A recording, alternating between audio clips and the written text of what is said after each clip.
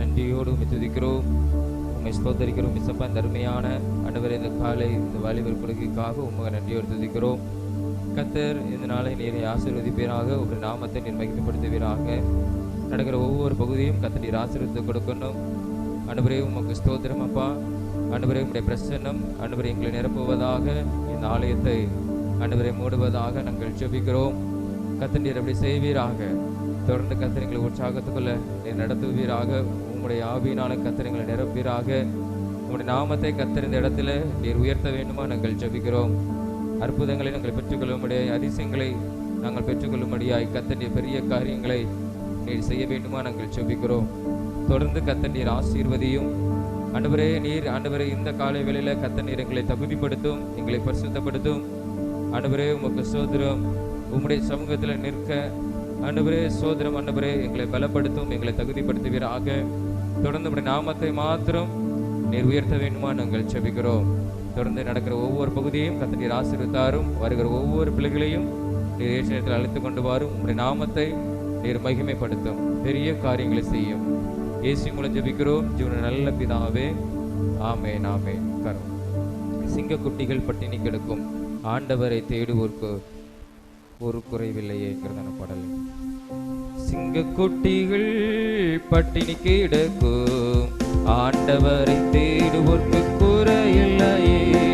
சிங்கக்குட்டிகள் பட்டினி கிடக்கும், ஆண்டவரை தேடுவோர்க்கு குறையில்லையே. குறையில்லையே, குறைவில்லையே, ஆண்டவரை தேடுவோர்க்கு குறையில்லையே.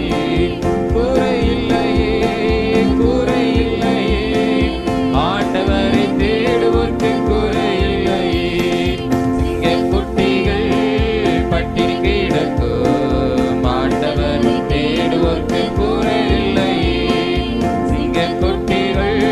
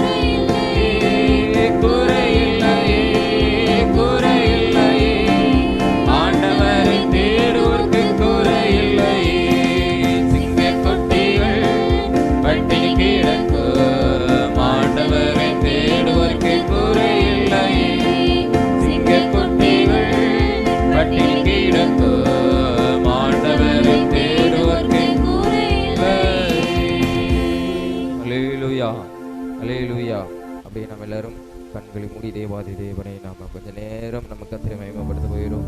ஹல்லேலூயா. உமக்கு ஸ்தோத்திரம் ஆண்டவரே, உமக்கு நன்றி இயேசுவே. இந்த அருமையான இந்த காலை வேளைக்காக உமக்கு நன்றி. எங்களுக்கு ஒரு குறைவில்லாமல் எங்களை காத்து நடத்தி ஆண்டவரே, எங்களை போஷித்து நடத்தி ஆண்டவரே ஸ்தோத்திரம் அப்பா. உம்முடைய வழியிலே எங்களை நன்மையாய் நடத்துகிறீரே, உமக்கு ஸ்தோத்திரம் ஆண்டவரே. உம்மை நாங்கள் நன்றியோடு உம்மை ஸ்தோத்தரிக்கிறோம் அப்பா. இயேசுவே, நாங்கள் உம்மை துதிக்கிறோம். ஹல்லேலூயா, ஹல்லேலூயா. இந்த நாட்களிலே ஆண்டவரே, இந்த எல்லாம் பிரயாணத்தில் கர்த்தர் நீர் எங்களை ஆசீர்வதிக்கிறவர், நீர் எங்களை ஆசீர்வதிக்கிறவர். இயேசுவே, நீர் எங்களை ஆசீர்வதிக்கிற தெய்வம் ஆண்டவரே. உம்மை நன்றியோடு உம்மை ஸ்தோத்தரிக்கிறோம். இயேசுவே, உம்மை நன்றியோடு உம்மை ஸ்தோத்தரிக்கிறோம் ஆண்டவரே. ஹல்லேலூயா, ஹல்லேலூயா. நீர் எங்களை நினைத்து எங்களை ஆசீர்வதிக்கிற தேவன் ஆண்டவரே. எங்களை நீர் ஆசீர்வதியும், எங்களுக்கு ஒரு குறைவில்லாமல் ஆண்டவரே நீர் எங்களை ஆசீர்வதிக்கிறவர் அப்பா. உமக்கு ஸ்தோத்திரம். உம்மை தேடி வந்திருக்கிற நாங்கள் ஆண்டவரே, திருச்சமயத்தில் ஆண்டவரே உம்மை நோக்கி பார்க்கிற நாங்கள் ஆண்டவரே, உம்மாலே நாங்கள் ஆசீர்வதிக்கப்படணும் ஆண்டவரே. ஹல்லேலூயா, ஹல்லேலூயா, ஹல்லேலூயா. எங்களை காப்பாற்றி எங்களை நடத்துகிற தேவன் ஆண்டவரே, நீர் எங்களை ஆசீர்வதியும் ஆண்டவரே, ஆசீர்வதியும். அமர்ந்த பாதையிலே நீர் எங்களை நடத்தும் ஆண்டவரே. ஹல்லேலூயா. உம்முடைய சமாதானத்தினால் கர்த்தர் எங்களை நிறைத்து நீர் எங்களை ஆசீர்வதித்து நடத்துவீராகப்பா ஆண்டவரே. உமக்கு நன்றி இயேசுவே, உமக்கு ஸ்தோத்திரம். இந்த நேரத்தில் உம்மை நோக்கி நாங்கள் பார்க்கிறோம். ஹல்லேலூயா. நாங்கள் கேட்கிறோம். ஹல்லேலூயா. கர்த்தர் நீர் எங்களை நடத்துவீராக. தேவன் நீர் எங்களை நடத்துவீராக. எங்களை சிருஷ்டித்த தேவன் எங்களை நடத்துவீராக. எங்களை உருவாக்கின தேவன் எங்களை நடத்துவீராக.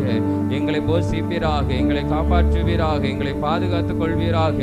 ஹல்லேலூயா. நீர் எங்களை ஆசீர்வதிப்பீராக. உம்முடைய கரத்தை எங்கள் மேல வைத்து நீர் எங்களை ஆசீர்வதியும் ஆண்டவரே. ஹல்லேலூயா, ஹல்லேலூயா. உமக்கு ஸ்தோத்திரம் இயேசுவே, உமக்கு ஸ்தோத்திரம் ஆண்டவரே. இயேசுவே, உமக்கு ஸ்தோத்திரம் ஆண்டவரே. உம்மை நன்றியோடு உம்மை துதிக்கிறோம். ஹல்லேலூயா, ஹல்லேலூயா, ஹல்லேலூயா. உமக்கு ஸ்தோத்திரம் ஆண்டவரே, உமக்கு ஸ்தோத்திரம் ஆண்டவரே, உமக்கு ஸ்தோத்திரம் ஆண்டவரே. உமக்கு நன்றி அப்பா, உமக்கு நன்றி ஆண்டவரே, உமக்கு நன்றி ஆண்டவரே. ஹல்லேலூயா. காக்கும் கரங்கள் உண்டனக்கு காத்திடுவார் கிருபையாலே. காக்கும் கரங்கள் உண்டனக்கு காத்திடுவார் கிருபையாலே. அல்லேலூயா.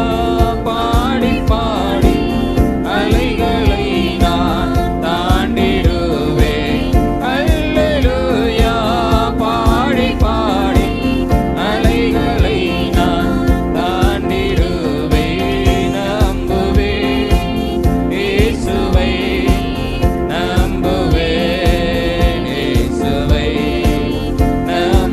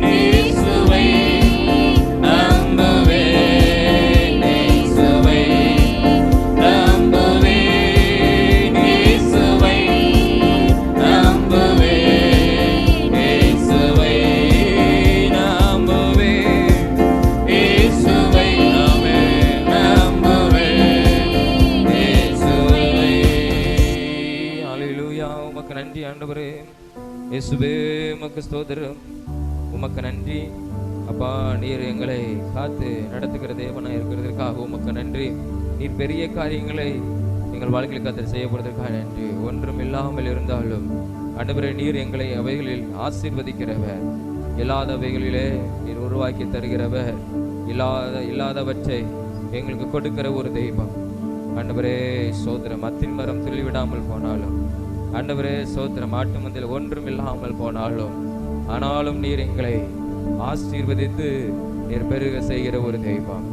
ஆண்டவரே, எங்கள் வாழ்க்கையில் எதெல்லாம் இல்லை என்று இருக்கிறதோ அதையெல்லாம் நீர் எங்களுக்கு கொடுத்து நீர் எங்களை ஆசீர்வதியும். ஆண்டவரே அப்பா, உமக்கு ஸ்தோத்திரம். நன்மையினால எங்களை திருப்தியாக்கி நீர் எங்களை ஆசீர்வதித்து நடத்துகிற தெய்வம். ஆண்டவரே, நீர் அப்படியே இந்த நாட்களிலே நீர் செய்கிறதற்காய் உமக்கு நன்றி. எங்கள் கண்கள் காணும்படியாய், எங்கள் கரங்கள் பெற்றுக்கொள்ளும்படியாக கர்த்தர் நீர் அதை செய்கிறதற்காக உமக்கு ஸ்தோத்திரம். உம்மை நம்பி இருக்கிற ஆண்டவரே, எங்க வாழ்க்கையில அப்பா நீர் பெரிய காரியங்களை செய்ய போறதற்காக உமக்கு நன்றி. உங்களுடைய நாமத்தை கர்த்தர் நீர் மகிமைப்படுத்தும்.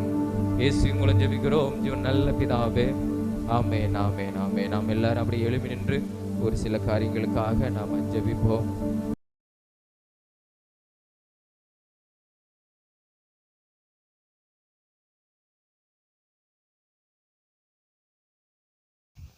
நாம் அப்படியே நம்ம ஜெபம் பண்ணுவோம். முதலாவதாக நாம் செய்கிற கிராம ஊழியங்களிலே கர்த்தர் பெரிய காரியங்களை செய்யும்படியாக ஸ்தோத்திரம். இன்றும் கடந்து போகிற அந்த கிராம ஊழியத்தில், அங்கே நம்ம கூட்டம் நடத்த போகிற அந்த கிராமத்திலே கர்த்தர் பெரிய காரியங்களை செய்யணும். அது மாத்திரமில்லை, ஸ்தோத்திரம், அந்த இடத்துல நம்ம கூட்டத்தை நம்ம நடத்துவதற்கு கர்த்தர் கிருபை கொடுக்கணும். காரியங்கள் எல்லாம் நம்ம செய்திருக்கிறோம்.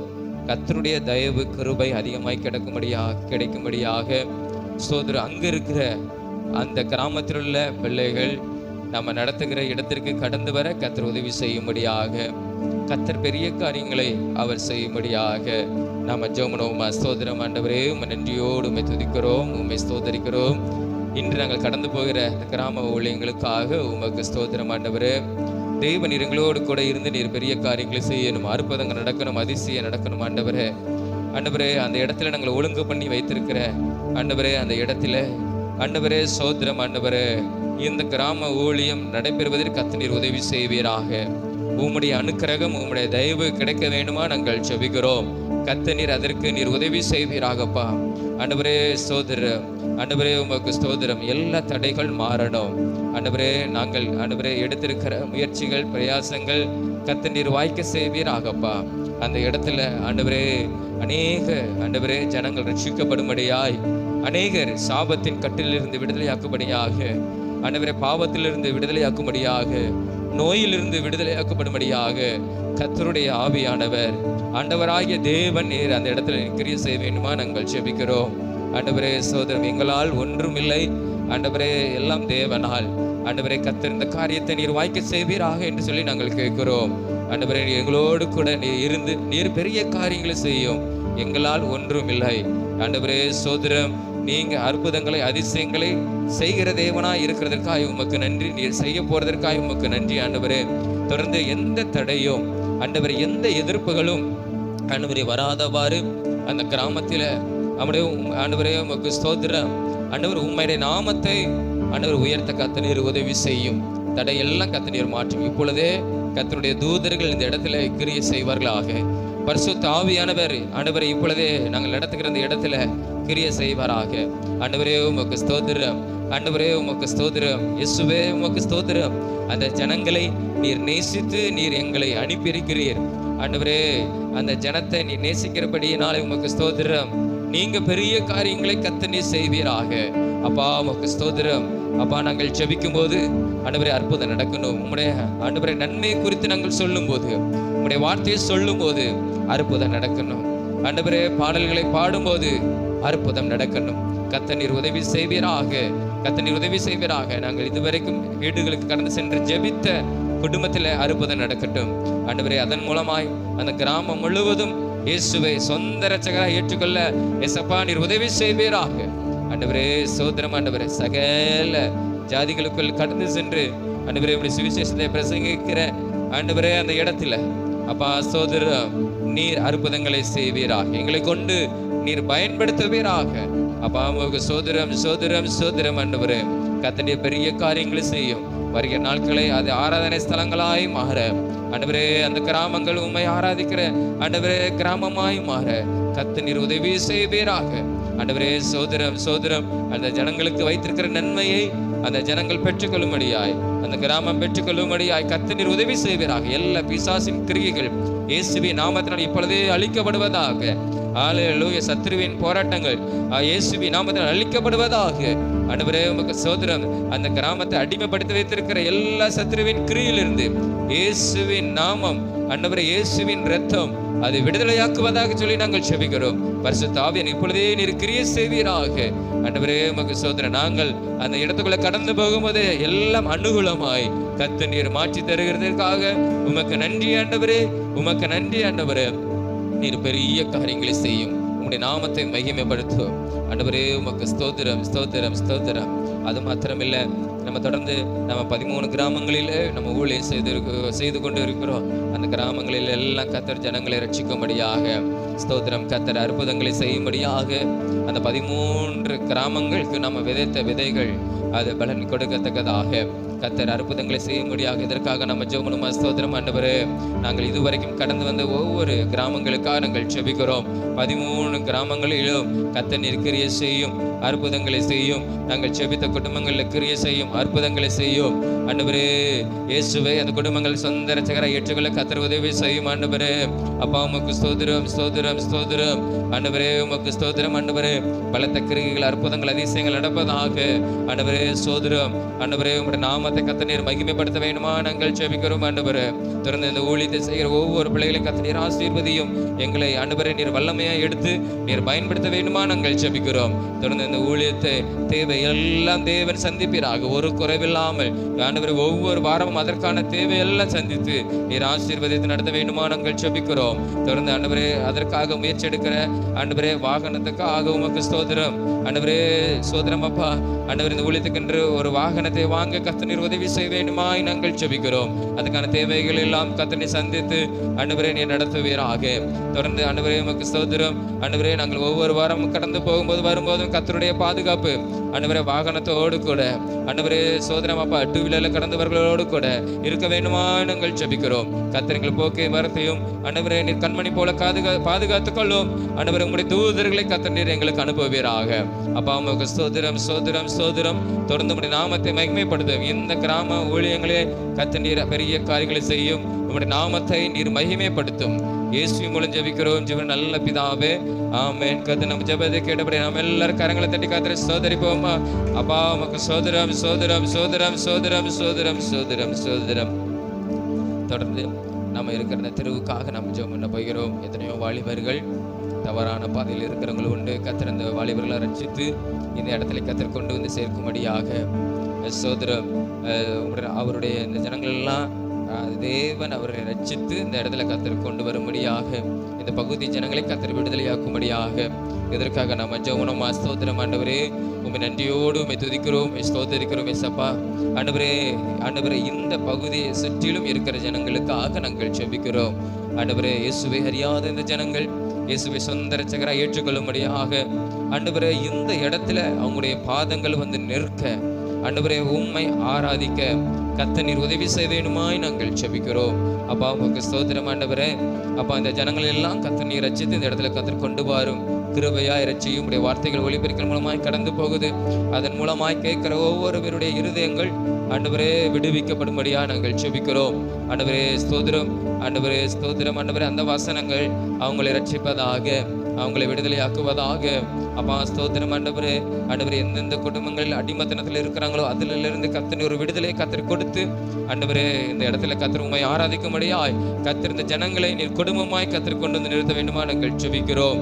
கர்த்தர் நீர் அப்படி மாற்றுங்கப்பா. எந்த நோக்கத்திற்காக இந்த பகுதியில் உங்களுடைய ஆலயத்தை கட்டுவதற்கு ஊழியங்களை செய்வதற்கு கர்த்தர் கிருபை கொடுத்தீரோ அந்த நோக்கத்தை திட்டத்தை கர்த்தர் நிறைவேற்றுங்கப்பா. இந்த பகுதி ஜனங்களை கர்த்தர் நீர் ரட்சித்து கொண்டு வருவீராக சொல்லி நாங்கள் ஜெபிக்கிறோம்.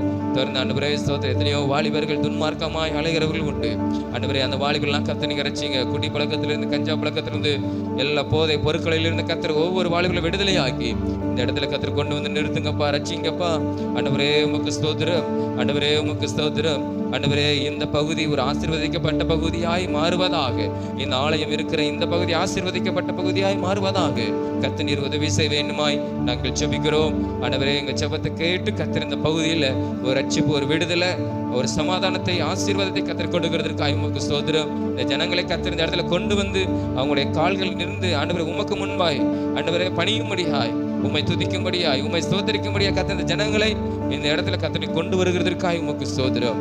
உடைய நாமத்தை மகிமைப்படுத்தும், பெரிய காரியங்கள் செய்யும். இயேசு மூலம் ஜெபிக்கிறோம் ஜீவன் நல்ல பிதாவே, ஆமென். கர்த்தர் நம்ம ஜெபங்களை கேட்டபடி நாம் எல்லாரும் சோதரங்களை செலுத்துவோம். அப்பா உமக்கு சோதரம் சோதரம் சோதரம் சோதரம் சோதரம் சோதரம். தொடர்ந்து நம்முடைய ஊழியங்களுக்காக, ஊழியக்கார குடும்பங்களுக்காக நம்ம ஜெபிக்க போயிடும். கர்த்தர் ஆசீர்வதிக்கும்படியாக, திருச்சபை குடும்பத்தை கர்த்தர் ஆசீர்வதிக்கும்படியாக நம்ம எல்லாம் ஜெபம் பண்ணுவோமா? அப்பா உமக்கு நன்றி ஏசப்பா. ஆண்டவரே, நீர் எங்களுக்கு கொடுத்த இந்த ஊழியங்களுக்காக உமக்கு ஸ்தோத்திரம். ஆண்டவரே, கொடுத்த போதகர்களுக்கு குடும்பங்களுக்காக உமக்கு ஸ்தோத்திரம். கர்த்தர் நீர் ஆசீர்வதிப்பீராக, கர்த்தர் நீர் ஆசீர்வதிப்பீராக. ஆண்டவரே உமக்கு ஸ்தோத்திரம். நல்ல சுகம் பலன் ஆரோக்கியத்தை கர்த்தர் கொடுத்து தொடர்ந்து அந்த ஊழியங்களை அவர்கள் செய்யும்படியாய் கர்த்தர் நீர் வளமே எடுத்து நீர் பயன்படுத்த வேண்டுமா நாங்கள் ஜெபிக்கிறோம். அவங்களுடைய தேவைகள் ஆண்டவரை கர்த்தர் சந்திக்க வேண்டுமா நாங்கள் ஜெபிக்கிறோம். ஒரு குறைவில்லாமல் தேவன் நீர் ஆசீர்வதித்து நீர் இந்த நாட்களிலே நீர் நடத்துவீராக. அப்பா உமக்கு ஸ்தோத்திரம் ஆண்டவரே. தொடர்ந்து ஆண்டவரே நீர் ஆசீர்வதியும், நீர் வளமே எடுத்து நீர் பயன்படுத்தும் ஆண்டவரே. தொடர்ந்து ஆண்டவரே திருச்சபையின் குடும்பங்களுக்காக நாங்கள் ஜெபிக்கிறோம். கர்த்தர் நீர் ஆசீர்வதியும், ஒவ்வொரு குடும்பத்தையும் ஆசீர்வதியும். வேலை ஆண்டவரே எல்லாவற்றையும் கர்த்தர் ஆசீர்வதியும். படிப்பை நீர் ஆசீர்வதியும் ஆண்டவரே, மேல் படிப்பை நீர் ஆசீர்வதியும். ஒவ்வொரு குடும்பத்தையும் நீர் ஆசீர்வதித்து நடத்தும். கடன் பிரச்சனைகள் மாறுவதாக. ஆண்டவரே ஸ்தோத்திரம். ஆண்டவரே, தேவையெல்லாம் சந்திக்கப்பட்டு ஆசீர்வதிக்கப்பட்ட இந்த திருச்சபைக்கு ஒரு ஆசீர்வாதமாய் கர்த்தர் ஒவ்வொரு குடும்பத்தை நீர் மாற்ற வேண்டுமாய் நாங்கள் ஜெபிக்கிறோம். அது மாத்திரம் இல்ல அப்பா உமக்கு ஸ்தோத்திரம். வியாதிப்பட்டு பலவீனப்பட்டிருக்கிற ஒவ்வொருவரையும் கர்த்தர் நீ தொட்டு நீர் சுகப்படுத்தும். இயேசுவின் நாமத்தினால ஒரு சுகம், விடுதலை நடப்பதாக. நீர் அப்படி செய்கிறதற்காக உமக்கு ஸ்தோத்திரம். ஆண்டவரே, இந்த ஊழியங்கள் எல்லாவற்றையும் நீர் ஆசீர்வதியும், கூட்டங்கள் எல்லாவற்றையும் நீர் ஆசீர்வதியும். அநேக புதிய ஆத்துமாக்கள் இந்த இடத்துல கடந்து வர கர்த்தர் உதவி செய்யும். தூரத்தில் உள்ள ஜனங்கள் எல்லாம் கர்த்தர் நீர் கொண்டு வந்து இந்த இடத்துல நீர் சேர்ப்பீராக ஆண்டவரே. ஆண்டவரே உமக்கு சோதரம் சோதரம் சோதரம் சோதரம். இதுவரைக்கும் வராதவர்களாக கடந்து வர கர்த்தர் நீர் உதவி செய்ய வேண்டுமா நாங்கள் ஜெபிக்கிறோம். இந்த ஊழியங்களை நீர் ஆசீர்வதியும். இந்த ஊழியத்தை கொடுத்தவர் நீர், இதுவரைக்கும் நடத்தி வந்தவர் நீர். தொடர்ந்து நீர் நடத்தும், ஆசீர்வதியும். அநேக ஆத்துமாக்களுக்கு ஆண்டவரே ஆசீர்வாதமாக இந்த ஊழியங்கள் இருக்க கர்த்தர் உதவி செய்யும். எல்லாவற்றையும் உடைய கரங்களை ஒப்புக் கொடுக்கிறோம். பொதுவாக இந்த ஊழியத்தின் எல்லா தேவைகளையும் தேவனை சந்தித்து நீர் ஆசீர்வதியும். ஆண்டவரே, இந்த ஊழியத்துக்கு விரோதமாய் கிரியை செய்ய நினைக்கிற பொல்லாத ஆவிகள், மனுஷிக ஆவிகள், எல்லா மந்திரத்தின் கிரியில் இயேசுவே நாமத்தினாலே அவைகள் அழிக்கப்படுவதாக. ஆண்டவரே சோதரம். யாக்கோபுக்கு விரோதமான மந்திரவாதம் இல்லை, இஸ்ரவேலுக்கு விரோதமான குறி சொல்லுதலும் இல்லை. கர்த்தர் எல்லாவற்றையும் நிர்மலமாக்கி அவைகளை அழித்து போடுகிறதற்காக உமக்கு நன்றி ஆண்டவரே. தொடர்ந்து கர்த்தர் இந்த ஊழியங்களை ஆசீர்வதியும், நீர் ஆசீர்வதியும். இந்த ஆசீர்வதியும். இந்த கல்லின் மேல் மோதுகிறவன் நொறுங்கு போவான் என்ற வேதவசனத்தின்படி இந்த ஊழியங்களுக்கு விரோதமாக எழும்புகிற எல்லா போராயுதங்களை கர்த்தர் நீர் நொறுக்கி போடுவீராக. நீர் கிரியை செய்து உம்முடைய நாமத்தை மகிமைப்படுத்தும். கர்த்தர் இந்த ஊழியத்தோடு இருந்து உம்முடைய நாமத்தை நீர் மகிமைப்படுத்தும். நீர் ஆண்டவரே இந்த ஊழியங்களை இன்னும் அதிகமாய் ஆண்டவரே ஸ்தோத்திரம். அநேக ஆயிரங்களுக்கு, லட்சங்களுக்கு, கோடிகளுக்கு கர்த்தர் இந்த ஊழியங்களை நீர் பெருக பண்ணுவீராக. உம்முடைய நாமத்தை நீர் மகிமைப்படுத்தும். இயேசுவின் மூலம் ஜெபிக்கிறோம் ஜீவன நல்ல பிதாவே, ஆமென் ஆமென். கர்த்தர் ஜெபத்தை கேட்டு கர்த்தர் பெரிய காரியங்களை ஊழியங்களை செய்யப்படுவதற்காக சோதரம் சோதரம் சோதரம் சோதரம் சோதரம் சோதரம். அன்பின் தகப்பனே, உம்மை நன்றியோடு உம்மை துதிக்கிறோம், உம்மை ஸ்தோத்தரிக்கிறோம். கர்த்தர் ஆண்டவரே, நாங்கள் ஜெபித்த ஜெபத்தை எல்லாம் ஏசப்பா நீங்க கேட்டுக்கிறீங்க. நீங்க பெரிய காரியங்களை செய்து உம்முடைய நாமத்தை மகிமைப்படுத்தும். நாங்கள் ஜெபித்த ஜெபங்கள் அப்படியே நடப்பதாக உம்மிடத்துல கேட்டிருக்கிறோம். நீர் நிறைவேற்றி உம்முடைய நாமத்தை மகிமைப்படுத்தும். இயேசுவின் மூலம் ஜெபிக்கிறோம் ஜீவனுள்ள நல்ல பிதாவே, ஆமென் ஆமென் ஆமென். உட்காருவோம்.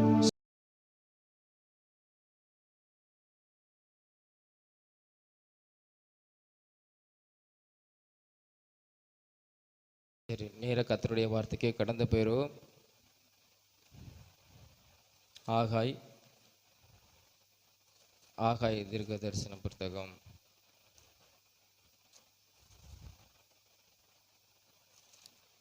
1ஆம் அதிகாரம், அதாவது 1090வது பக்கம்.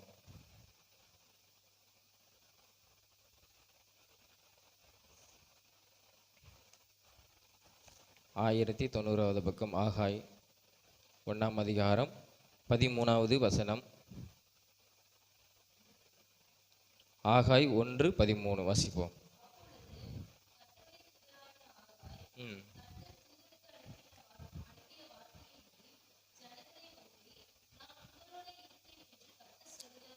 போதும், நான் உங்களோட இருக்கிறேன் என்று கர்த்தர் சொல்லுகிறார் என்றார்.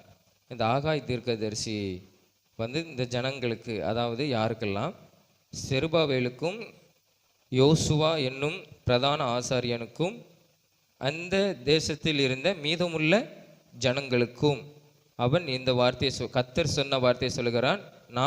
கர்த்தர் சொல்லுகிறார், நான் உங்களோட இருக்கிறேன் என்று கர்த்தர் சொல்லுகிறார் என்று சொல்லி நாம் பார்க்கிறோம். அதாவது இந்த பகுதி என்ன பகுதி விளங்கும்னா, நம்ம எஸ்ரா பகுதி வாஸ்தவமானால் இந்த பகுதி விளங்கும். நம்ம யாருக்குனே பார்த்துருக்குறோம் ஆராதனையில். அதாவது எப்படி இவங்க ஆலயத்தை கட்டுவதற்கு எதிர்ப்புகள் இருந்த காலத்தில் ஒரு 2 வருஷம் எத்தனையோ ராஜாக்கள் 3 ராஜாக்கள் காலத்தில் தடைப்பட்டிருந்தது நம்ம ஏற்கனவே பார்த்துருப்போம். சரி, நீங்கள் வீட்டுக்கு போய் பண்ணால் படித்து பாருங்கள் எஸ்ரா பகுதியை. ஆகாய் அந்த ஜனங்களுக்கு திடன் சொன்னான். அதாவது எஸ்ரா 5:1 பகுதியில் நீங்கள் வாசித்திருப்பீங்க. வாசித்தீங்கன்னா உங்களுக்கு தெரியும். ஆகாயும் சகரியா இந்த 2 தீர்க்கதரிசியும் இந்த ஜனங்களுக்கு திடன் சொன்னார்கள். அதில் இந்த ஆலயத்தை கட்டாமல் அவங்க என்ன செய்கிறாங்க, தடைப்பட்டு இருக்கும் பொழுது கர்த்தர் சொல்லுகிறார், நான் உங்களோடு கூட இருக்கிறேன் அப்படின்னு கர்த்தர் சொல்லுகிறார். யாருக்கெல்லாம்? செருபாவேலுக்கும் யோசுவாவுக்கும் மீதமுள்ள ஜனங்களுக்கும். இப்போ பொதுவாக கர்த்தர் நம்ம கூட இருக்கணும்னு நம்ம எதற்கு விரும்புகிறோம்? இப்போ கர்த்தர் நம்ம கூட இருக்கணும்னு நம்ம எல்லாரும் நினைக்கிறோம் இல்லையா? இருக்கணும்னா நாம் அவருக்கு பிரியமானத காரியத்தை செய்யும் போது அவர் நம்ம கூட என்ன செய்வார்? இருப்பார். இப்போ கர்த்தர் நம்ம கூட இருந்து ஏதாவது ஒன்று செய்ய என்ன செய்வார்? அவர் விரும்பார். சும்மா நம்ம கூட ஆண்டவர் நம்ம கூட இருக்குன்னு விரும்ப மாட்டார். இப்போ என் கூட கர்த்தர் இருக்கிறன்னா என் மூலமாக ஏதாவது ஒன்று செய்யணும்னு சொல்லி ஆண்டவர் என்ன செய்வார்? விரும்புவார். அதே போல தான் அந்த ஜனங்களோடு கூட கர்த்தர் இருந்து ஒரு காரியத்தை செய்யணும். என்ன காரியம்னா, ஆலயத்தை அவர்களோடு கூட இருந்து கட்டணும், அவர்களுக்கு உதவி செய்யணும். அதுதான் ஆண்டவருடைய நோக்கம். அப்போ கர்த்தர் நம்ம கூட எதுக்கு இருக்கிறாருன்னா, சும்மா நம்ம சொல்கிறோம் ஆண்டவரே என்னை கூட இருந்து என்னை காப்பாற்றி என்னை போஷித்து என்னை நடத்தும் அப்படி சொல்கிறார். அது உண்மைதான். ஆனால் அவருக்குன்னு ஒரு நோக்கம் இருக்குது. நம்ம கூட இருந்து ஒரு காரியத்தை ஏதாவது ஒரு நம்ம மூலமாய் செய்ய வேண்டிய ஒரு காரியம் ஏதாவது இருக்குது. அது என்ன செய்யணும்? அவர் நிறைவேற்ற விரும்புகிறார். அதற்கு அவருடைய சித்தத்துக்கு நாம் என்ன செய்யணும்? அர்ப்பணிக்கணும். அவர் சும்மா நம்ம கூட இல்லை, நம்ம மூலமாக ஏதாவது ஒரு காரியத்தை அவர் செய்ய விரும்புகிறார். அதே போல தாங்க கர்த்தருங்க ஜனங்களுக்கு சொல்கிறாரு, நான் உங்களோட இருக்கிறேன் என்று கர்த்தர் சொல்கிறார். அப்போ நம்ம முதலாவது கர்த்தர் இவங்களுக்கு இருந்து என்ன காரியத்தை செய்தார், அதை நம்ம ஆவிக்குரிய வாழ்க்கையில் நம்ம எப்படி ஆண்டவர் நம்ம கூட இருந்து எந்த காரியத்தை செய்ய போகிறார் அப்படிங்கிறத நாம் நம்ம தியானிக்க போகிறோம். முதலாவதாக அதே ஆகாய் 1ஆம் அதிகாரம் 8வது வசனத்தை வாசிங்க. 8வது வசனம். நீங்கள் மலையின் மேல் ஏறி போய் மரங்களை வெட்டி கொண்டு ஆலயத்தை கட்டுங்கள், அதின் பேரில் நான் பிரியமாயிருப்பேன், அதனால் என் மகிமை விளங்கும் என்று கர்த்தர் சொல்லுகிறார். இங்க பார்த்தீங்களா? அப்போ கர்த்தர் எதுக்கு அவங்க கூட இருக்கிறாருன்னா, நீங்க மலையின் மேல் ஏறி போய் மரங்களை வெட்டி ஆலயத்தை கட்டுங்கள், அதன் பேரில் நான் பிரியமாயிருப்பேன், அதனால் என் மகிமை விளங்கும் என்று இங்கு கர்த்தர் சொல்லுகிறார் அப்படின்னு சொல்லி நம்ம பார்க்கிறோம். அதாவது இப்போ சும்மா நம்ம மலை மேலே ஏறி போய் ஒரு மரத்தை வெட்டிட்டு வர முடியுமா? நம்மளுக்கு வளநாடு மலை இருக்குது, அங்கே போய் ஒரு மரத்தை வெட்டிட்டு நீங்கள் கீழே மேலே வெட்டிட்டு கீழே மலையின் மேலே ஏறி அந்த மரத்தை வெட்டிட்டு கீழே கொண்டு ஒரு கூராடம் போடுங்க அப்படின்னு சொல்கிறாங்கன்னா நம்ம என்ன சொல்லுவோம்? இவருக்கு அறிவு இல்லையா?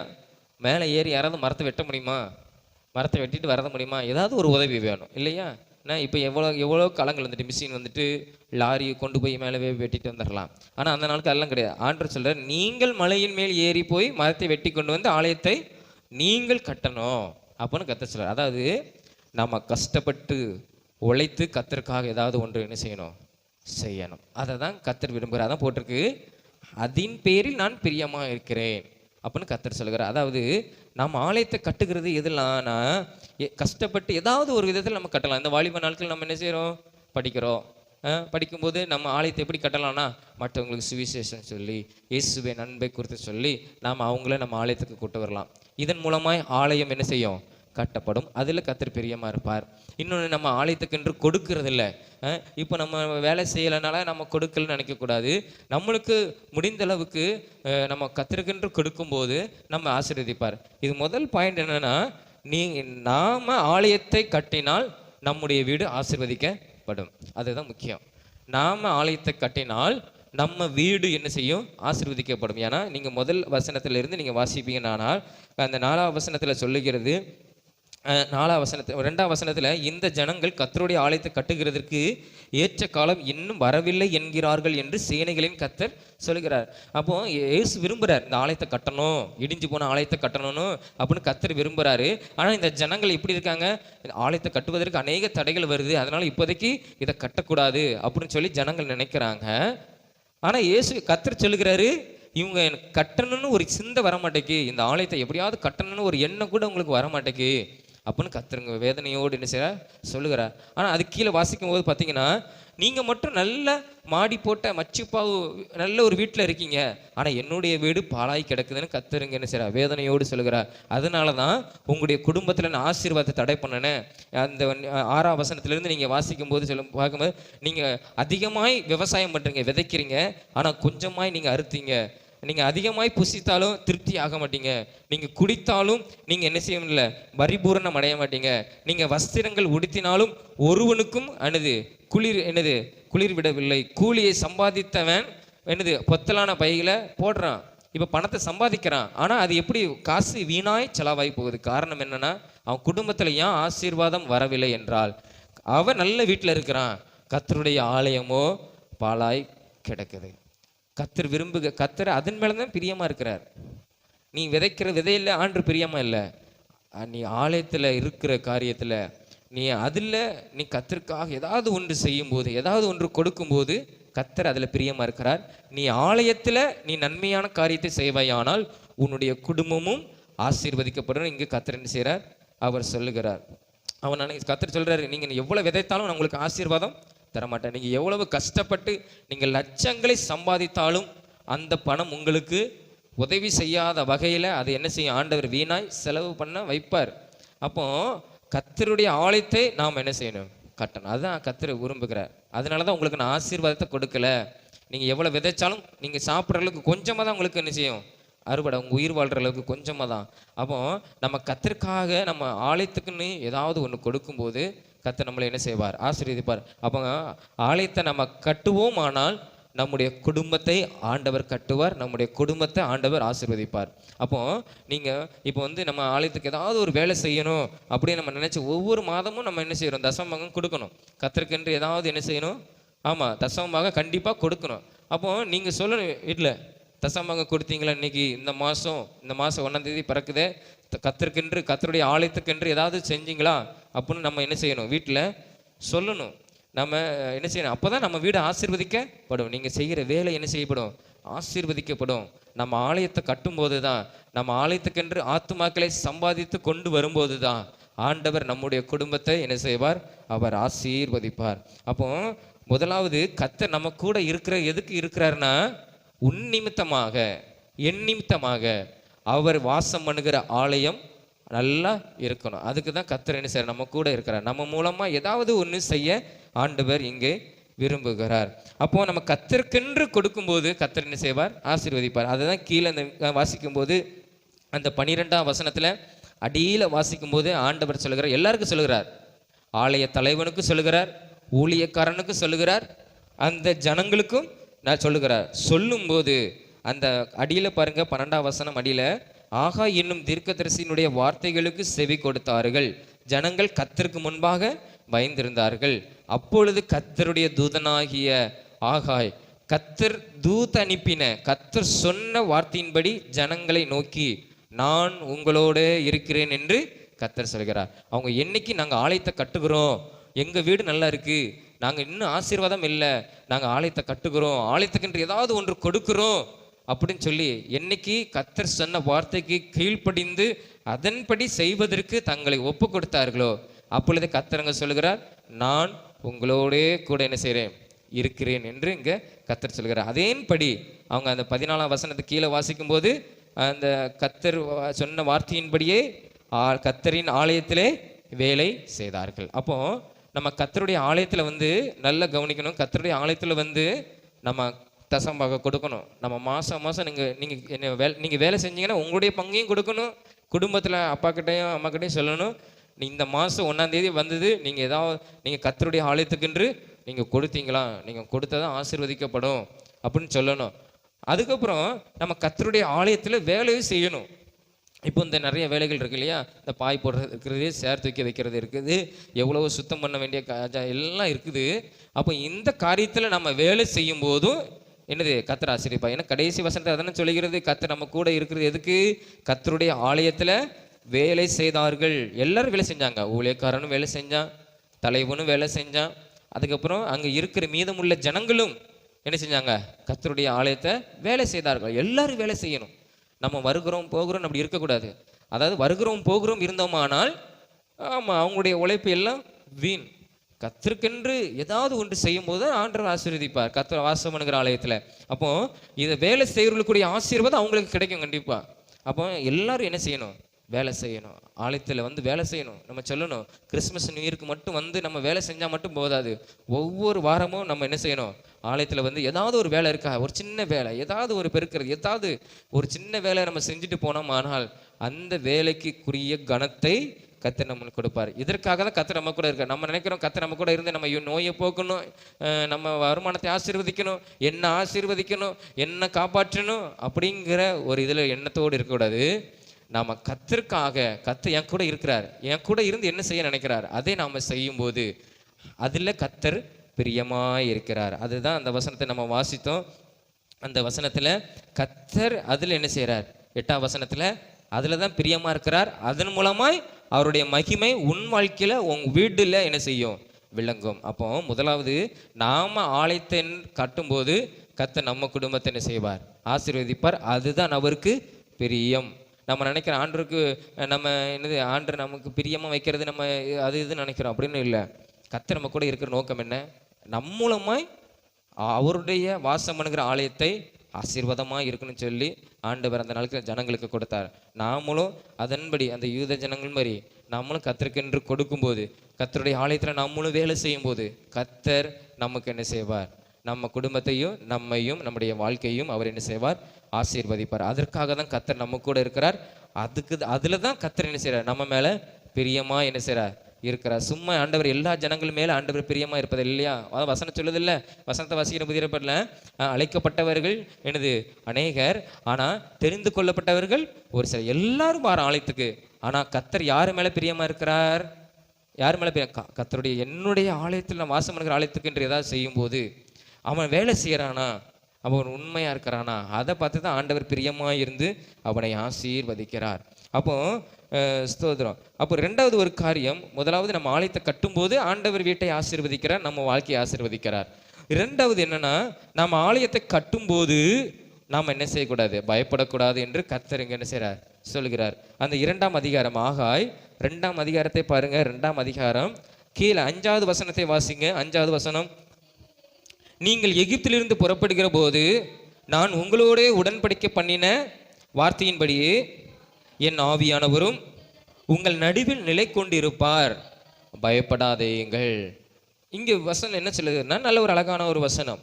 நீங்கள் பயப்படக்கூடாது. ஏன்னா நம்ம இப்போ என்ன நிலைமையில இருக்கிறோம்? சிலர் இப்போ நம்ம அந்த வசனத்தை வந்த உடனே நம்ம கர்த்தருக்கென்று ஏதாவது கொடுக்கணும்னு நம்ம நினைக்கிறோம். ஆனால் நம்மக்கிட்ட என்ன இருக்காது? ஒன்று இருக்காது இல்லையா? ஒன்று இருக்காது. நம்ம பயப்படக்கூடாது. அதாவது நம்மளுக்கு எந்த இருக்குதோ, ஒரு 10 ரூபா நம்ம கத்திரிக்கண்டு கொடுத்து, நம்மகிட்ட 10 ரூபா இருக்குன்னா நம்ம 10 ரூபா தான் நம்மளால் கொடுக்க முடியும். ஏன்னா நம்மளுடைய குடும்ப செலவு இருக்குது, எல்லாம் இருக்குது. அந்த 10 ரூபா தான் கொடுக்க முடியும்னா அந்த 10 ரூபா கொடுத்துருவோம். நம்ம அதை நம்ம வந்து 10 ரூபா கொடுத்த கேவலம் அப்படின்னு நினைக்கக்கூடாது. அதுதான் நம்மளுக்கு இருக்குது, அதை நம்ம கொடுத்துடணும். அதை கொடுக்கும்போது ஆண்டவர் அதை ஆசீர்வதிப்பார். எல்லாம் மற்றவருடைய பார்வைக்கு 10 ரூபாங்கிறது அற்பமாக தெரியலாம். ஆனால் ஆண்டவருடைய பார்வைக்கு அந்த 10 ரூபா எப்படி இருக்கும்? பெருசாக இருக்கும். எப்படி ஒரு விதவை போட்ட பார்த்தீங்களா? 2 காசு, அது பெரிய காசு தான். ஆனால் அவளுக்கு உண்டான எல்லாவற்றையும் போடுறா. அவள் ஜீவனத்துக்கு உண்டானா உயிர் வாழ்வதற்கு தேவையான அந்த பணத்தை போடுறா கத்திருக்கன்று. கத்தர் பார்க்குற எல்லாரும் அதிகமாக போட்டிருப்பாங்க. ஆனால் ஏசு அதை பார்த்து அவள் போட்டதை தான் அதிகம் சொன்னார். ஏன் சொன்னார்னா, ஆண்டவர் அவன் மேலே பிரியமாக இருந்திருக்கார். ஏன்னா அவர்கிட்ட இருந்தது அவளுக்கு கொடுக்க முடியும், அவ்வளோதான். அப்போ நம்ம கேவலப்படக்கூடாது. 10 ரூபா கொடுத்தா நமக்கு கேவலமாக இருக்குமோ. சிலவங்க காயின்ஸ் போட்டால் என்ன செய்வாங்க, ஆமாம் சத்தம் இல்லாமல் எல்லோரும் போட்ட பிறகு ஆமாம் போட்டோன்னா சத்தம் கேட்கான்னு சொல்லி போடுவாங்க. அதெல்லாம் வெக்கப்படவே கூடாது. கர்த்தருடைய சமூகத்தில் வந்து நம்ம வெக்கப்படவே கூடாது. என்னால் இயன்றது இதுதான் ஏசப்பா, நான் இதை தருகிறேன், நீர் என்னை ஆசீர்வதியும், நீர் என்னை ஆசீர்வதித்தாலும் இன்னும் அதிகமான உமக்கென்று தருகிறேன்னு சொல்லி நம்ம போடும்போது கர்த்தர் ஆசீர்வதிப்பார். அப்போ நம்ம அதுக்கு தான் ஆண்டவர் சொல்ல, நீங்கள் பயப்படாதீங்க, ஒன்றும் இல்லை, இந்த ஆலயத்தை கட்டுவதற்கு ஒன்றுமே இல்லை. அந்த நாளைக்கு சாலமோன் கட்டும்போது தாவீது எல்லாமே சேர்த்து வச்சிருந்தான். அது போக சாலமோனும் அதிகமாக சேர்த்தான். அதனால பெரிய ஆலயத்தை கட்டினாங்க. ஆனால் இவங்க அடிமத்தனத்தில் போனதுனால எல்லாம் சுட்டரிக்கப்பட்டனால ஒரு பொருள் இல்லை இவங்களுக்கு. அப்போ இவங்க பயப்படுறாங்க, எப்படி நம்ம அந்த ஆலயத்தை கட்ட முடியும், கர்த்தருக்கு நம்ம சொல்லிட்டோமே ஏதாவது செய்யணும்னு, நம்ம எப்படி நம்ம வேலை செய்ய முடியும். ஆனால் கர்த்தருங்க சொல்லுகிறாரு, கர்த்தர் இவ்வளோ நல்லவர் பார்த்தீங்களா, நம்முடைய இருதயத்தை பார்க்குறாரு இல்லையா. இப்போ நம்ம ஏதாவது ஒன்று உதவி செய்யணும்னு நினைக்கிறோம், ஆனால் ஒன்றும் இல்லை, என்னத்தை கொடுக்க முடியும். இப்போ நம்ம ஒருத்தங்க சொல்லிட்டோம், உங்களுக்கு நான் ஒரு 1000 ரூபா தாரேனே அப்படின்னு சொல்லிட்டோம். ஆனால் அவங்களுக்கு இந்த 1000 ரூபா கொடுக்க முடியாத சூழ்நிலை இருக்கும்போது நம்ம எப்படி ஐயோ எப்படி கொடுக்குறது. அதே மாதிரி தான் கர்த்தர் இடத்துல நம்ம இருக்கும்போது ஆண்டவர் சொல்கிறாரு, நான் எப்படி உங்களை எகிப்திலிருந்து புறப்படும் போது என்னத்தோட புறப்பட்டாங்க, ஒன்றும் கிடையாது. ஆனால் ஆண்டவர் சொல்லியிருந்தாரு, நீங்கள் கிளம்பும் போது எகிப்தின் இடத்துல கேட்கறதுல உங்களுக்கு என்ன செய்யும், கிடைக்கும். ஆனால் ஆண்டவர் சும்மா அவங்க வெளியே கொண்டு வரல. என்ன சொன்னார், எகிப்தில் போய் கேட்டாங்க, பொண்ணு வெள்ளி என்ன செஞ்சாங்க, கொண்டாங்க, எடுத்துகிட்டு போங்க, எங்களை விட்டா சரின்னு சொல்லி என்ன செஞ்சாங்க, கொடுத்தாங்க. பொண்ணும் வெள்ளியோடு அவங்க என்ன செஞ்சார், எகிப்தை விட்டு புறப்பட வந்தாங்க. அதே போல தான் நீங்கள் பயப்படாதீங்க, எகிப்திலேருந்து புறப்பட பண்ணிடும் போது நான் உங்களுக்கு உடன்படிக்கை பண்ணினால ஆவியானவர் உங்களோடு கூட இருப்பார், நீங்கள் பயப்படாதீங்க. எதுவுமே இல்லை, என்னால் இந்த ஆலயத்துக்குன்று கொடுப்பதற்கு எதுவுமே இல்லைன்னு சொல்லி நீங்கள் பயப்படாதீங்க. நான் உங்களை ஆசீர்வதிப்பேன், அந்த ஆசீர்வாதத்தில் நீ எனக்கென்று என்ன செய், கொடுக்கணும். அப்போ அந்த 6ஆம் வசனத்தில் வாசிக்கும் போது, அந்த 6லேருந்து 9ஆம் வசனம் வரை நான் வாசிக்கிறேன், நீங்கள் கவனமாக கேளுங்க. ஆகாய் 2:6 9ஆம் வசனம் வரை நான் வாசிக்கிறேன். சேனைகளின் கர்த்தர் சொல்லுகிறார், கொஞ்ச காலத்துக்குள்ள இன்னும் ஒரு தரம் நான் வானத்தையும் பூமியையும் சமுத்திரத்தையும் வெட்டாந்தரையையும் அசைய பண்ணுவேன், சகல ஜாதிகளையும் அசைய பண்ணுவேன், சகல ஜாதிகளாலும் விரும்பப்பட்டவர் வருவார், இந்த ஆலயத்தை மகிமையினால் நிறைய பண்ணுவேன் என்று சேனைகளின் கர்த்தர் சொல்கிறார். 8ஆம் வசனம், வெள்ளியும் என்னுடையது பொன்னும் என்னுடையது என்று சேனைகளின் கர்த்தர் சொல்கிறார். முந்தின ஆலயத்தின் மகிமையை பார்க்கிலும் இந்த பிந்தின ஆலயத்தின் மகிமை பெரியதாக இருக்கும் என்று சேனைகளின் கர்த்தர் சொல்கிறார். இவ்விடத்திலே சமாதானத்தை கட்டளிடுவேன் என்று சேனைகளின் கர்த்தர் உரைக்கிறார் என்று சொல் என்றார். இங்கே பார்த்தீங்களா, கர்த்தர் இவ்வளவு சொல்றாரு. அதாவது அந்த 3ஆம் வசனத்தில் பார்க்கும்போது, இந்த 2ஆம் அதிகாரம் 3ஆம் வசனத்தில் சாலமோன் ஒரு பெரிய ஆலயத்தை கட்டியிருந்தான். அதை பார்த்தவன் யாராவது இருக்கானா அப்படின்னு கர்த்தர் கேட்கிறாரு. அவன் எப்படி பிரம்மாண்டமாக கட்டியிருந்தான். நீ ஒன்றும் இல்லைன்னு பயப்படாத, நான் உன் கூட இருக்கிறேன், நான் உன் கூட இருந்து என்னது வானத்தையும் பூமியும் அசைய பண்ணுவாரான். ஏன்னா இப்போ சம்பாதிச்ச பொருள் எங்கே இருக்கு, விண்வெளியில் கொண்டு போய் வச்சிருக்காங்க. பணம் எங்கே இருக்குது, விண்வெளியாக இருக்குது. மரம் எங்கே இருக்குது, விண்வெளியில் இருக்குது. இல்லை, வானத்தையும் பூமிக்கும் நம்ம இருக்கிற பகுதியில் தான் என்ன செய்து இருக்குது. அதான் ஆண்டவர் சொல்றாரு, வானத்தையும் பூமியும் நான் என்ன செய்வேன், பயப்படாத, ஒன்றும் இல்லைன்னு சொல்லி நான் அசைய பண்ணுவேன். வெள்ளியும் என்னுடையது பொண்ணும் என்னுடையது. ஏன்னா இந்த உலகத்தை உருவாக்கினவன் நான், உனக்கு நான் தருவேன், அதன் மூலமாக நீ ஆலயத்தை கட்டு. நீ ஆலயத்தை கட்டும் போதே சாலமோன் கட்டின ஆலயத்தின் மகிமையை காட்டிலும் நீ இப்போ எல்லாரும் ஒன்றாய் சேர்ந்து, ஊழியக்காரன், மக்கள், ஜனங்கள் எல்லாரும் ஒன்றாய் சேர்ந்து ஐக்கியமாய் சேர்ந்து இந்த ஆலயத்தை நீ கட்டுற மகிமை எப்படி இருக்கும், பெரிதாக இருக்கும். சாலமோன் அவ்வளவு எல்லாமே தங்கம், அவ்வளோத்தையும் தங்க தகட்டினால பூசிட்டான். மரத்தால் கெட்டுவான், தங்கத்தால் பூசிடுவான். பலிபீடத்தை மரத்தால் கெட்டுமா, தங்கத்தால் பூசிடுவான். ஆனால் இவங்களுக்கு ஒன்றும் இல்லை, ஏன்னா எல்லாத்தையும் பிடிங்கிட்டு விட்டாங்க. ஆனால் ஆண்டவர் சொல்கிறாரு, ஒன்றும் இல்லைன்னு பயப்படாத, நான் உனக்கு கூட இருக்கிறேன், நான் வானத்தை அசைய பண்ணுவேன், பூமியை அசைய பண்ணுவேன், என்னது சமுத்திரத்தையும் அசைய பண்ணுவேன், வெட்டாந்தரையும் அசைய பண்ணுவேன், அநேக ஜாதிகளையும் அசைய பண்ணுவேன். உனக்கு வர வேண்டியது வரும், நான் உன்னை ஆசீர்வதிப்பேன். உனக்கு ஒன்றுமே இல்லாட்டினாலும் நான் உன்னை ஆசீர்வதிப்பேன். சில நேரத்தில் நம்ம எப்படி படித்து முடிச்சு வேலைக்கு போக போகிறோன்னு தெரியாது, எதிர்காலத்தில் நம்ம எப்படி போக போகிறோன்னு தெரியாது. ஆனால் கர்த்தர் நம்ம கூட இருப்போம். ஆனால் நம்ம கர்த்தருக்கு பயந்து நடப்போம். ஆனால் நம்ம கர்த்தருக்குன்று ஏதாவது ஒன்று கொடுக்கணும்னு நம்ம விருப்பம் நம்மளுக்கு இருக்குமானால் கர்த்தர், ஆமாம், வேலையே கிடைக்க நினைப்போம். ஆனால் கர்த்தர் அந்த ஆமாம், எந்த இடத்துல கம்பெனி வேலை பார்க்க நினைக்கிறியோ, எந்த விருப்பம் உனக்கு இருக்குதோ அதை அசைவ் பண்ணுவார்.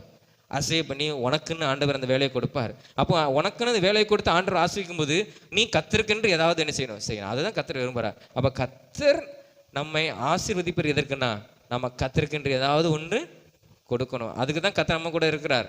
மற்றவங்களுக்கா நம்ம என்னது ஜெபிக்கணும், மற்றவங்களுக்கு நம்ம ஆசீர்வாதமாக இருக்கணும், சபைக்கு நாம் என்ன செய்யணும், ஆசீர்வாதமாக இருக்கணும். நம்ம இடத்துல ஒன்றும் இல்லைன்னு பயப்படக்கூடாது. இருக்கிறத நம்ம கொடுப்போமானால் கர்த்தர் நம்ம என்ன செய்வார், அவர் ஆசீர்வதிப்பார். அது எப்படி இருக்கும், மகிமையாக என்ன செய்யும், அது இருக்கும்னு சொல்லி இங்கே கர்த்தர் சொல்கிறார். அதாவது வெள்ளியும் என்னுடையது, பொண்ணும் என்னுடையது. அப்போ கர்த்தருடைய தான் எல்லாமே. கர்த்தர் நமக்கு தருவார், நாம் அதிலிருந்து கர்த்தருக்கென்று கொடுக்கும்போது ஆண்டவர் என்ன செய்வார், இப்போ ஆசீர்வதிப்பார். இப்போ என் இடத்துல ஒன்றுமே இல்லைன்னு வச்சுக்கோங்களேன், நான் அதாவது உங்களுக்கு ஏற்கனவே சொன்ன மாதிரி நான் ஏதாவது இந்த ஆலயத்துக்கு செய்யணும்னு நினைக்கிறேன் ஆண்டவரே, என்னால் முடிந்தது ஒரு சின்ன வேலைகள் தான் பார்க்க முடியும், என்னால் பணங்களை கொடுக்க முடியாது. அப்போ நான் அந்த வேலையை பார்த்து கொண்டே இருப்பேன். அப்போ ஆண்டவர் என்னை ஆசீர்வதிப்பார். என்னை ஆசீர்வதிக்கு எனக்குன்னு ஒரு வேலையை கொடுப்பார். அப்போ எனக்குன்னு ஒரு வருமானம் கிடைக்கும். ஆண்டவரே எனக்கு வந்த வருமானத்தில் உமக்கென்று நான் கொஞ்சம் கொடுக்குறேன். அப்போ அதில் தான் உண்மையுள்ள மனுஷன் பரிபூர்ண ஆசீர்வாதம். அப்போ கத்திருக்கின்ற நம்ம உண்மையாய் கர்த்தருடைய ஆலயத்தில் நம்ம இருக்கும்போது ஆண்டவர் நம்மளை என்ன செய்வார், அப்படியே உயர்த்தி. இப்போ நம்ம ஒன்றுமே செய்யலைன்னா, நம்ம கடைசி வர நம்ம 10,000 சம்பளத்தில் வேலை பார்த்தோம்னா 10,000 சம்பளத்தில் தான் இருப்போம், தவிர நம்மளுக்கு உயர்வு வராது. அதில் நம்ம உண்மையாக இருந்து கர்த்தருக்கென்று கொடுக்கும்போது கர்த்தர் இன்னும் அதிகமாக நம்மளை உயர்த்தி ஆசீர்வதிப்பார். இப்போ கர்த்தருக்கு இன்னும் அதிகமான வருமானத்தை என்ன செய்வார், 10,000லேருந்து அப்படி ஆண்டவர் நம்மளுக்கு ப்ரொமோஷன் கொடுத்து நம்மளை உயர்த்துவார்.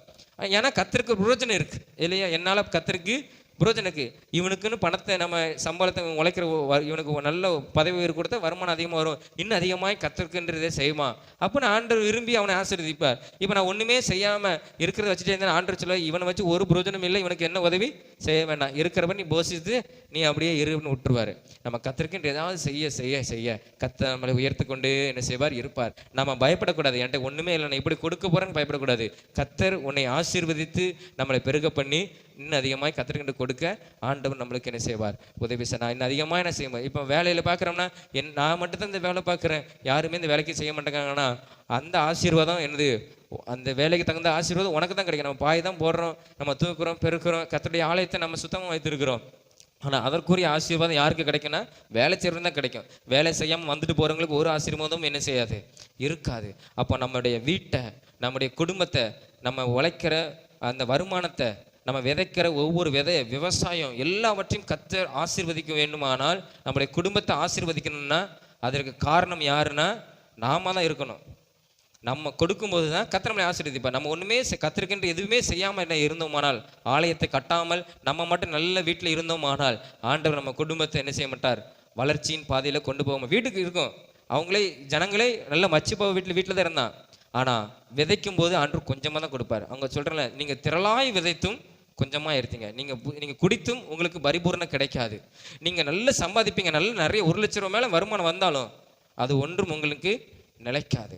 அப்போ நம்மளுக்கு சிலவங்க பாரு 10,000 சம்பாதிச்சாலும் கொஞ்சம் கொஞ்சமாக சேர்த்து நல்ல ஒரு வீட்டை கட்டுவாங்க, அப்புறம் ஒரு இடத்த வாங்குவாங்க. காரணம் என்னென்னா அவங்க நல்லா ஆசீர்வதிக்கப்படுவாங்க, கத்திருக்கின்ற ஏதாவது செய்வாங்க. ஆனால் அதிகமாக வருமானம் வருவாங்களா பாருங்கள், சிலவங்க 50,000 60,000 வருமானம் வாங்குவாங்க. ஆனால் என்ன செய்வாங்க, ஆமாம் ஏதோ தேவையில்லாத காரியத்தில் போட்டு பணத்தை என்ன செய்வாங்க, வீணாக செலவழித்து ஞானம் இல்லாமல் போகும். அது அவங்களுக்கு அந்த ஆசீர்வாதம் இருக்காது. ஆனால் கர்த்தர் ஆசீர்வதிக்கும் வேண்டுமானால் கர்த்தருக்கென்று ஏதாவது செய்யும்போது, கர்த்தருக்காக நம்ம ஏதாவது கொடுக்கும்போது அதுக்கு தான் கர்த்தர் நம்ம கூட இருக்கிறார். நம்ம கர்த்தருக்கென்று இது செய்யும்போது கர்த்தர் நம்மளை என்ன செய்வார், ஆசீர்வதிப்பார். அப்போ 2வது, ஆலயத்தை கட்டும்போது நம்ம பயப்படக்கூடாது. நம்ம கர்த்தருக்கென்று ஏதோ கொடுக்கணுமே, ஒவ்வொரு மாதமும் நம்ம தசமாக கொடுக்கணும். ஆண்டவரே என்னால் என்னை இந்த மாதம் கொடுப்பதற்கு எனக்கு உதவி செய்யும் ஆண்டவரே இருக்கும்போது ஆண்டவர் நம்ம கூட இருந்து அவர் என்ன செய்வார், உனக்காக வானத்தையும் பூமியும் அசைய பண்ணுவார், சமுத்திரத்தையும் வெட்டாந்தரையும் அசைய பண்ணுவார்.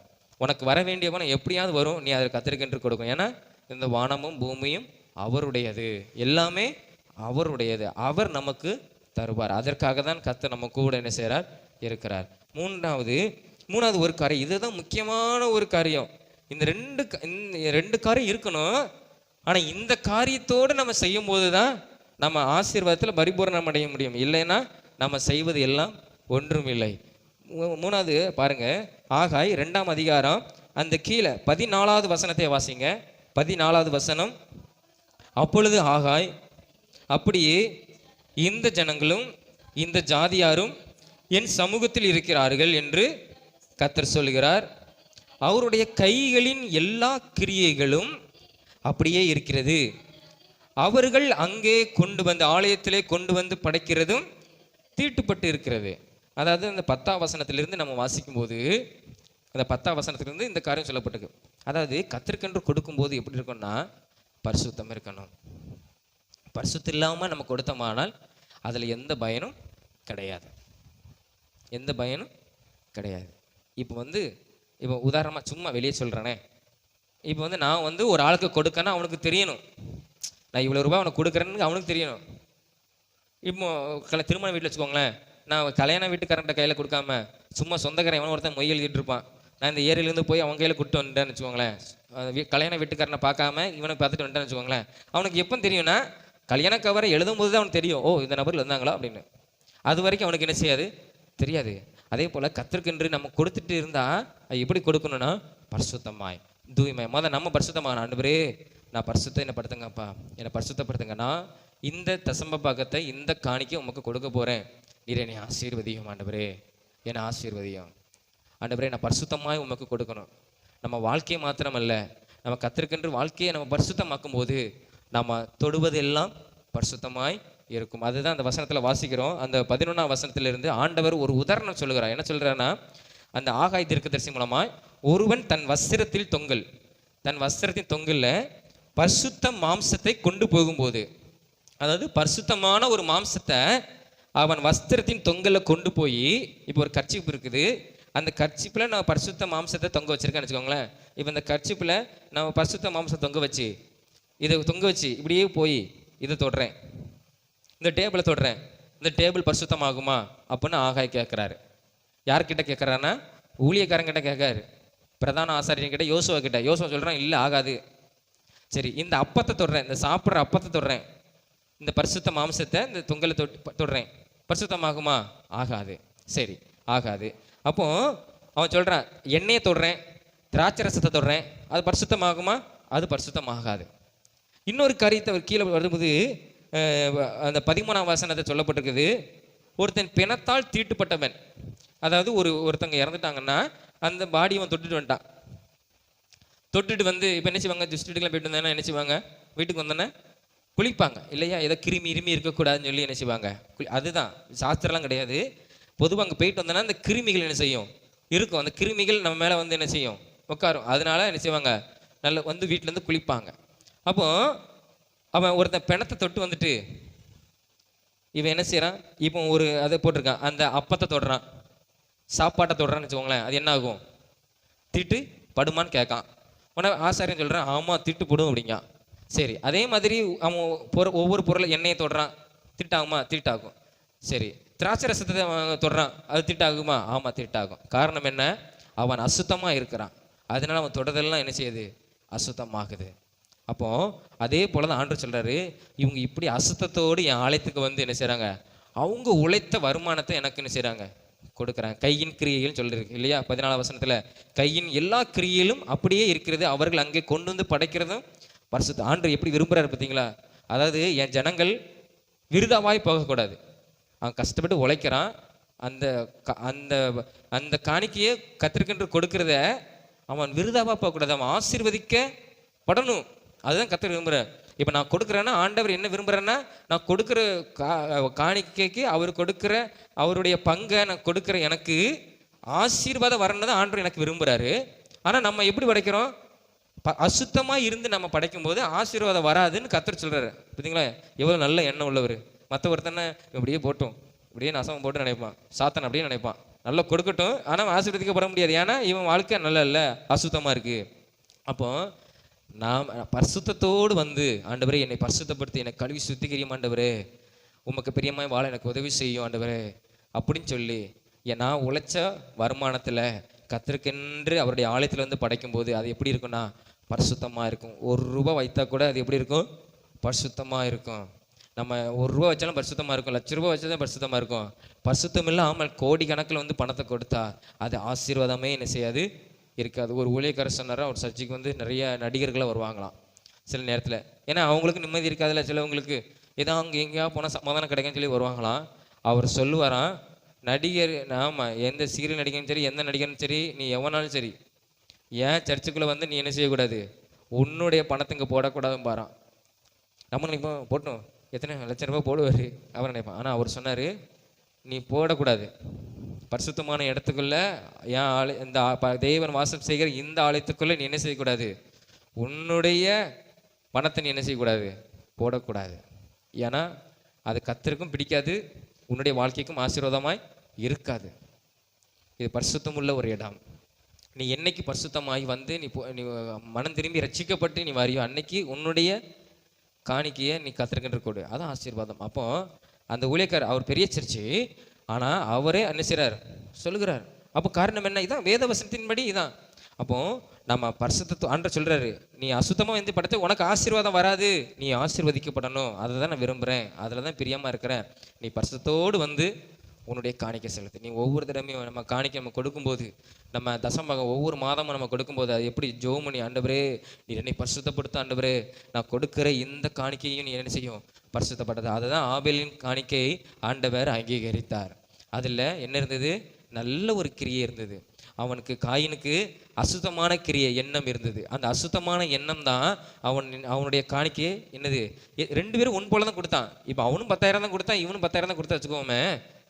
அவனும் 10,000 தான் கொடுத்தான், இவனும் 10,000 தான் கொடுத்தான்.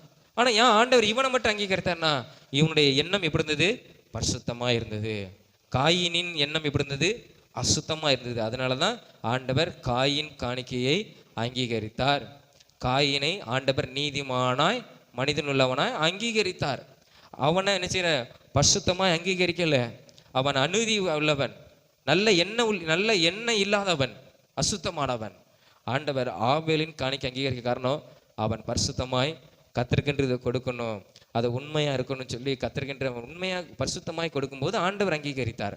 அப்போ 2 பேர் காணிக்கையில் ஒரு வித்தியாசம் இருக்குது. அதே மாதிரி நம்ம கொடுக்கும்போது, நம்ம ஆசீர்வதிக்கப்படணும்னு சொல்லி நம்ம கொடுக்கும்போது, அதாவது ஆண்டவரே நான் பரிசுத்தப்படுத்த, என்னை பரிசுத்தப்படுத்துன்னு சொல்லி நம்ம கர்த்தருடைய ஆலயத்தில் வந்து கர்த்தருக்கு என்ற காணிக்கையை கொடுக்கும்போது ஆண்டவர் ஆசீர்வதிப்பார். இந்த ஆலயத்தில் வேலை செய்தாலும் அசுத்தமாய் வாழ்ந்து கொண்டு இந்த ஆலயத்தை வேலை செய்தால் நம்ம ஆசீர்வதிக்கப்பட முடியாது.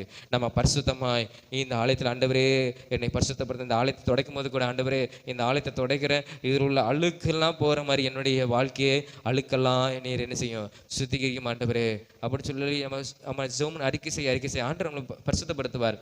அது நம்ம செய்கிற அந்த வேலையில் ஒரு ஆசீர்வாதம் இருக்கும். சும்மா அசுத்தமாக இருந்து கொண்டு ஆலயத்தில் போய் ஏதாவது வேலை செய்தால் புண்ணியம் கிடைக்கணும் வந்தோம்னா ஒரு புண்ணியமும் கிடைக்காது, நம்மளுக்கு சாபம் தான் வரும். நம்ம பரிசுத்தத்தோடு வந்து ஆலயத்தில் நம்ம வேலை செய்யும்போது, ஆலயத்துக்கு கொடுக்கும்போது, நாம் ஆலயத்தை கட்டும்போது ஆண்டவர் நம்முடைய குடும்பத்தையும் கட்டுவார், எல்லாத்தையும் ஆசீர்வதிப்பார்.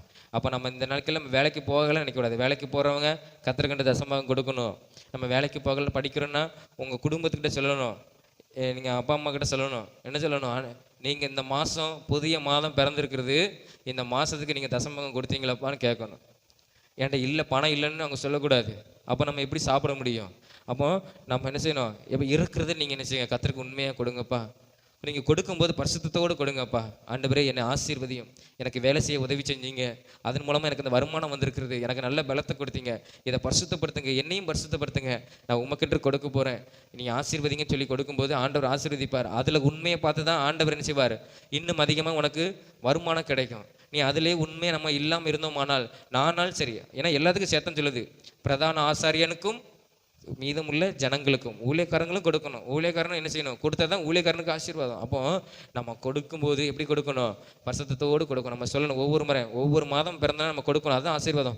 அதில் தான் ஆண்டவர் சோதிக்க சொல்லியிருக்கிறார், வேறு எதுலையும் சோதிக்க சொல்ல, என்ன கொடுத்து நீ சோதிச்சுப்பார், நான் உன்னை ஆசீர்வதிப்பேன். அப்போ நம்ம வீடு மட்டும் நல்லா இருந்தால் போதாது, நம்ம வந்து ஆராதிக்கிற இந்த ஆலயம் எப்படி இருக்கணும்? நல்ல அழகாக என்ன செய்யணும்? இருக்கணும். நான் வந்து ஆராதிக்கிற இடம் எப்படி இருக்கணும்? நல்லா இருக்கணும். நான் வந்து உட்கார இடம் நல்லா இருக்கணும். அது கர்த்தர் அதில் தான் என்ன செய்கிறாரு?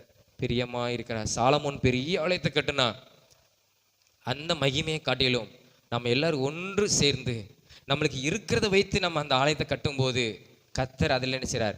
பிரியமாக இருக்கிறார். அதே மாதிரி தான் அந்த விதவை போட்ட காணிக்கை, எல்லாரும் அதிகமாக போட்டான். ஆனால் விதவை 2 ரூபா, 2 காசு வெள்ளி காசு, அதுவும் விலை உயர்ந்தது தான். ஆனால் அவட்ட இருந்தது அதுதான், வெக்கப்படாமல் அதை கொடுத்த. நம்மளும் வெக்கப்படாமல் கொடுக்கணும். என்ன 10 ரூபா தான் கொடுக்க முடியும், பாஸ்டர் தான் நினைப்பாங்களோ, யாராவது பார்த்து எதாவது நினைப்பாங்களோன்னு நம்ம வெக்கப்படக்கூடாது. நம்ம அந்த அதில் உண்மையை நம்ம கொடுக்கும் 10 ரூபா 5 ரூபா கொடுத்தாலும் கர்த்தர் அதை பார்த்து நம்முடைய இருதயத்தை பார்த்து அதை ஆசீர்வதித்து, ஆமாம் அதை என்ன செய்வார்? பெருக பண்ணுவார். அதில் தேவன் பிரியமாக இருக்கிறார், அதில் தேவன் உண்மையுள்ள ஒரு தேவனாக இருக்கிறார். அப்போ கர்த்தர் நம்ம கூட இருக்கிறதுக்கு காரணம் என்ன? கர்த்தர் ஆண்டவர் நம்ம கூட எதுக்கு இருக்கிறாரு?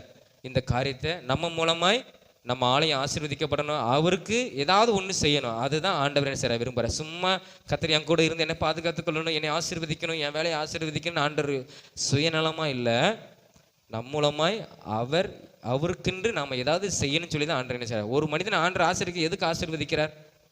எதுக்கு ஆண்டவர் ஆசீர்வதிக்கிறார்? அவன் மூலமாய் என்னுடைய இடம் ஆசீர்வதிக்கப்படணும், மற்ற ஜனங்கள் ஆசீர்வதிக்கப்படணும். அதே மாதிரி தான் ஆண்டவர் என்ன செய்கிறார், விரும்புகிறார். அதே மாதிரி நாம் செய்யணும். நாம் மட்டும் ஆசீர்வதிக்கப்பட்டு நம்மளே இருந்தோமானால் ஆண்டவர் எந்த இடத்துல நம்மளை உயர்த்த மாட்டார். எந்த இடத்துலையும் ஒரு கனமுள்ள ஒரு மனிதனாய் ஆண்டவர் மாற்ற மாட்டார். ஆண்டவர் விரும்புவது என்னன்னா, கர்த்தர் நம்மோடு கூட இருந்து நம்ம என்ன செய்ய கொடுக்க வைப்பதற்கு, அதாவது நம்மை ஆசீர்வதித்து நம்மை கொடுக்க வைப்பதற்கு. ஆபிரகாம் அவ்வளோ பெரிய மனுஷனாக இருந்தாலும் அவனை என்ன செஞ்சான்?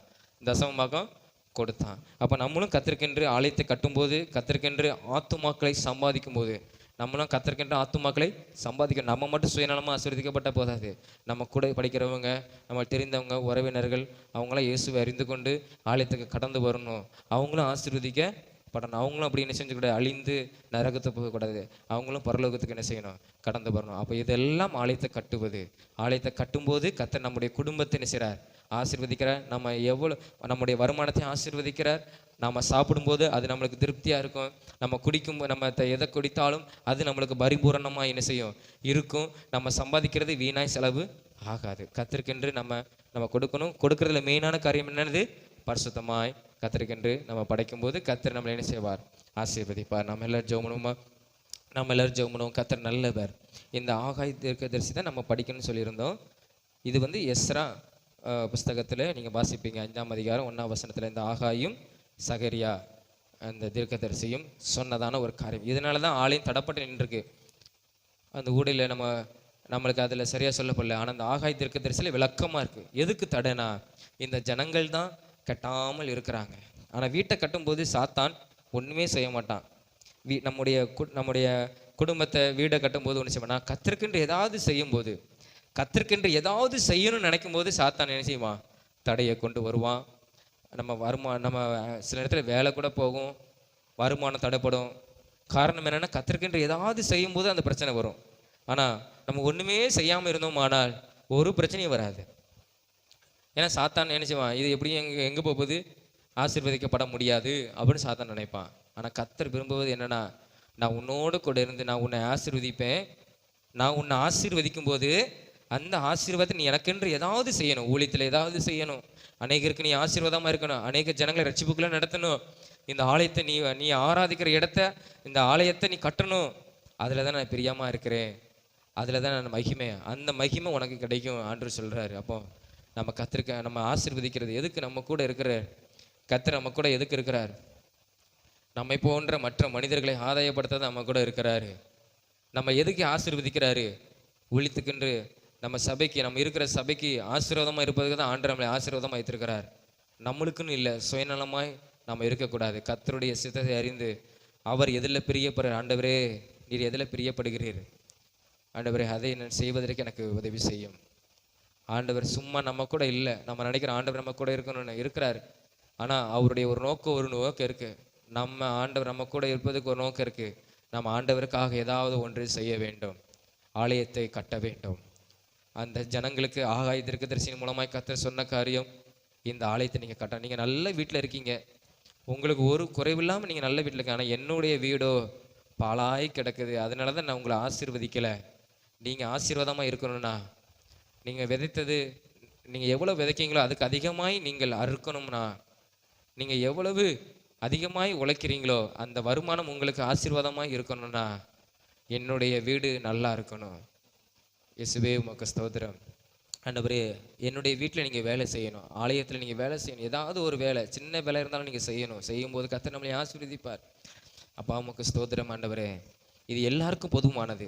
இது ஜனங்களுக்கு மாத்திரமில்லை, விசுவாசிகளுக்கும் மாத்திரமில்லை, ஊழியக்காரங்களுக்கும் பொதுவானது. அந்த ஆலயத்தின் தலைவனுக்கும் செருபாவேலுக்கும் பொதுவானது. அந்த பிரதான ஆசாரியனாக யோசுவா இருந்தான், அவனுக்கும் அது பொதுவானது. அவனும் வேலை செய்யணும், அவனும் கர்த்தருக்கென்று கொடுக்கணும். அப்போதான் கர்த்தர் அவன் வாழ்க்கையை, அவன் குடும்பத்தை ஆசீர்வதிப்பார். யார் கர்த்தருக்கென்று கொடுக்க, அவன் குடும்பத்தை ஆசீர்வதிப்பார். ஊழியக்காரன் கொடுத்த ஊழியக்காரனை கர்த்தர் ஆசீர்வதிப்பார். விசுவாசியில் ஒருத்தன் கொடுத்த எல்லாரும் ஆசீர்வதிக்கப்படுன்னு இல்லை. ஒருத்தன் யாரோ ஒரு ஆள் கொடுக்காருன்னா அவனை தான் கர்த்தர் ஆசீர்வதிப்பார். கொடுக்கிறவர்கள் ஆசீர்வதிக்க. அதான் கர்த்தர் சொல்லுகிறார், நம்ம எந்த அளவினால் கொடுக்குறோமோ அந்த அளவினாலே நாம் ஆசீர்வதிக்கப்படுவோம். அப்பா உமக்கு நன்றி. உங்களுடைய வேத வசனத்தின்படி, உங்களுடைய தீர்க்க தரிசன வசனத்தின் ஆண்டவரே நீங்கள் சொன்னீங்க, தீர்க்க தரிசி மூலமாய் என்னுடைய அழைத்த கட்டுங்கள் என்று ஆண்டவரே இந்த நாளில் நாங்கள் உணர்ந்து கொண்டோம். ஆண்டவரே, நாங்கள் உமக்கென்று ஆலயத்தில் ஏதாவது ஒன்று செய்ய கர்த்தர் எங்களுக்கு உதவி செய்யும். அதற்காக தான் நீர் எங்களோடு கூட இருக்கிறீர். ஆனால் எங்களிடத்தில் ஒன்று இல்லை, நாங்கள் பயப்படக்கூடாது. என்னால் எதுவுமே செய்ய முடியலேன்னு சொல்லி நாங்கள் பயப்படக்கூடாது. ஆண்டவரே, நீர் வானத்தையும் பூமியும் அசைய பண்ணுவீர்.